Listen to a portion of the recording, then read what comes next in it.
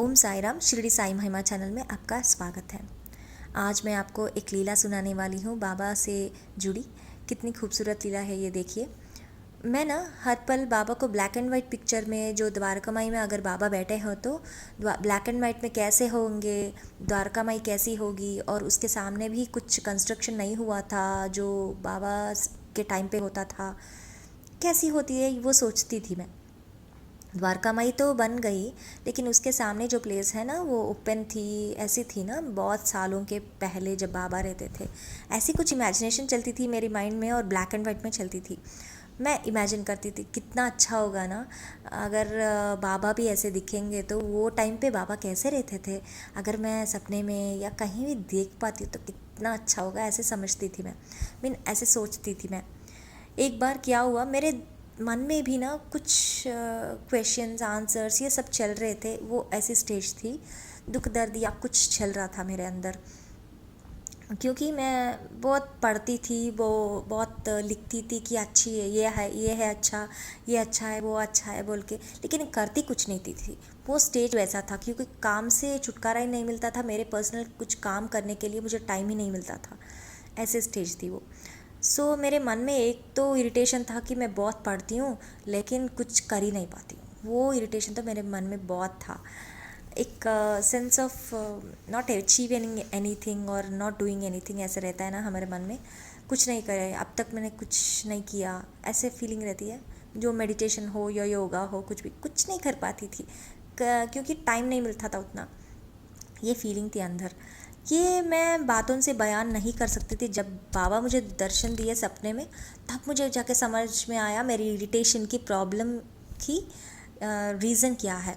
अब मैं इतनी आसानी से बोल पा रही हूँ, लेकिन तब मुझे ये प्रॉब्लम क्या थी पता नहीं थी। बिकॉज़ बाबा ने मुझे समझाया कि मेरी प्रॉब्लम क्या है ये सपने में। आप देखिएगा। एक बार क्या हुआ, मैं सो गई रात को, और कितनी खूबसूरत है, अर्ली आवर्स थे वो, सुबह सुबह के हुआ था। बाबा क्यों कितनी खूबसूरत द्वारका माई में बैठे थे। वो सब ब्लैक एंड वाइट में चल रहा था मेरे सपने में। और द्वारका माई जो है, main Dwarka my old type का द्वारका माई है।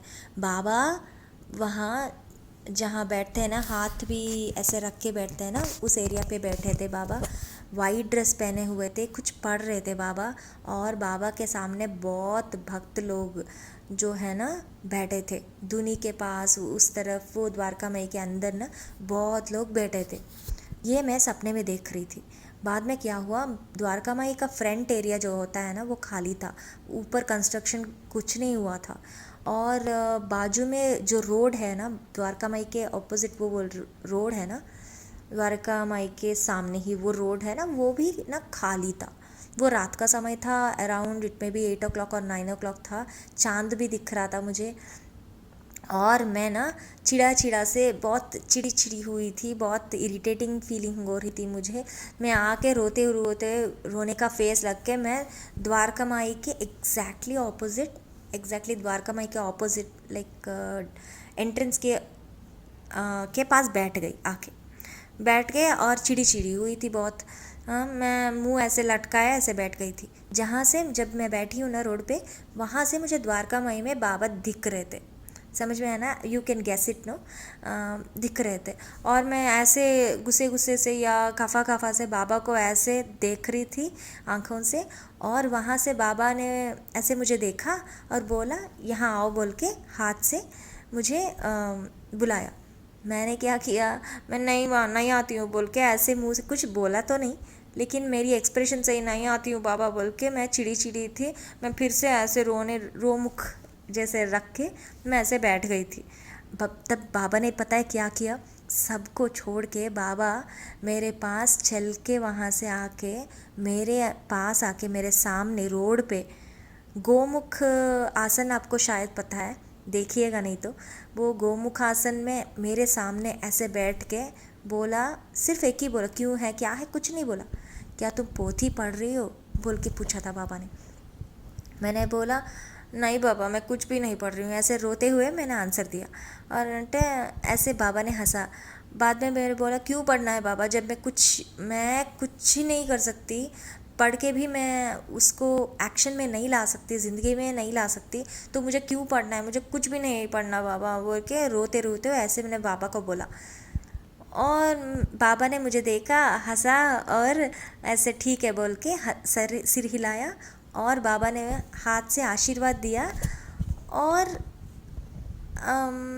वहाँ से कहानी ख़त्म हो जाती, मीन्स मेरी सपना फिनिश हो गया।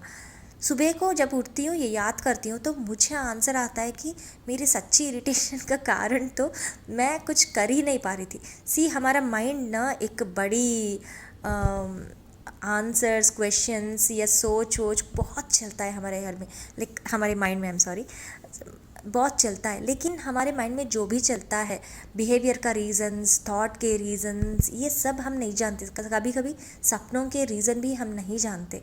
सब अगर जान पाते तो हम अच्छे साइकोलॉजिस्ट तो हो जाते, ऐसे तो नहीं है। सो हमें समझने के लिए भी थोड़ा थोड़ा टाइम लगता है ना। कभी कभी हमारा बिहेवियर दुख का कारण कुछ रीज़न कुछ और होता है, हम करते कुछ और है हमारे बिहेवियर में। सो ये पैटर्न सब समझना शायद थोड़ा टाइम लगेगा और सेल्फ इंट्रोस्पेक्शन भी बहुत करना पड़ेगा उसमें। जिसे टाइम है, शक्ति है, कर पाएंगे। शक्ति नहीं है, किसी साइकोलॉजिस्ट के पास जाओ और जान लो बस। Don't unnecessarily medal with your mind, है ना। मुझे भी समझ में नहीं आता था, लेकिन इरिटेटेड तो बहुत थी मैं। वो तब जाके बाबा ने जब बोला, मैं समझ गई थी कि मेरी प्रॉब्लम है कि मैं बहुत पढ़ती हूँ लेकिन एक्शन नहीं ले पा रही थी। वो दुख मुझे बहुत ज़्यादा थी उस टाइम पे।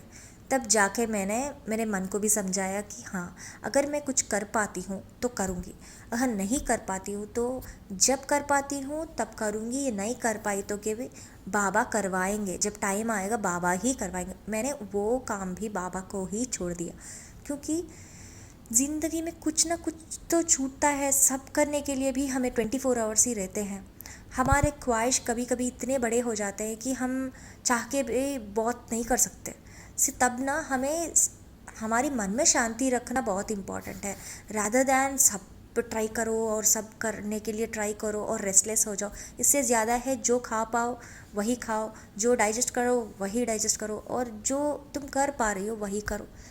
लिस्ट में तो लिख लो, जो कर पाए तो कर लो, नहीं तो नहीं कर पाए तो ना मत करो। ये मैंने मन को समझा लिया था, सॉर्ट कर लिया था, तब जाके मुझे शांति आ गई।